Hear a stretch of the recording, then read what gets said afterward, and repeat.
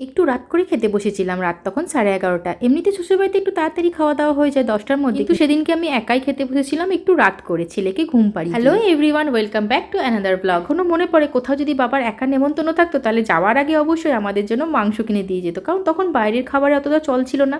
মাকে বলতো এটা রান্না করবে আর তোমরা সবাই মিলে খাবে, আমাদেরকে না খাইয়ে নাকি বাবার কোথাও খেতে ইচ্ছে করতো না নেমন্তন্ন বাড়িতে। ঠিক একই বিয়ের পরেও হাজবেন্ডের কোথাও যদি একা নেমন্তন্ন থাকে, এই বন্ধু বান্ধব কোথাও যদি একা যাওয়ার থাকে, তাহলে অবশ্যই তার আগে আমাকে জিজ্ঞেস করে তুমি কি খাবে বলো, আজকে কিন্তু রান্না করো না, তোমার জন্য বাইরে থেকে খাবার নিয়ে আসবো। এরকমই একটা দিন, যেদিন ওর একা নেমন্তন্ন ছিল, আমার ছিল না, সেদিন কেউ বিয়ে বাড়ি যাওয়ার আগে আমার জন্য 1 প্লেট বিরিয়ানি এনে দিয়েছিল আর বলেছিল তুমি খেয়ে নেবে। ফোন করে জেনেছিলাম যে ও খেতে বসেছে, আর আমিও ছেলেকে ঘুম পাড়িয়ে দিয়ে আমিও ঘরে খেতে বসে গেলাম। সম্পর্কগুলো হয়তো আলাদা, কিন্তু ভালোবাসার অনুভূতিগুলো গভীরতাটা একই। নেমন্তন্ন না থাকার মন খারাপটা এক নিমিষে ভ্যানিশ হয়ে যেত এই ভালোবাসাটা দেখে, আর বিয়ের পরও সেই একই অনুভূতি। খুব ভালো লাগে যে মা বাবার পরেও কেউ আছে একইভাবে ভালোবেসে আগলে রাখা।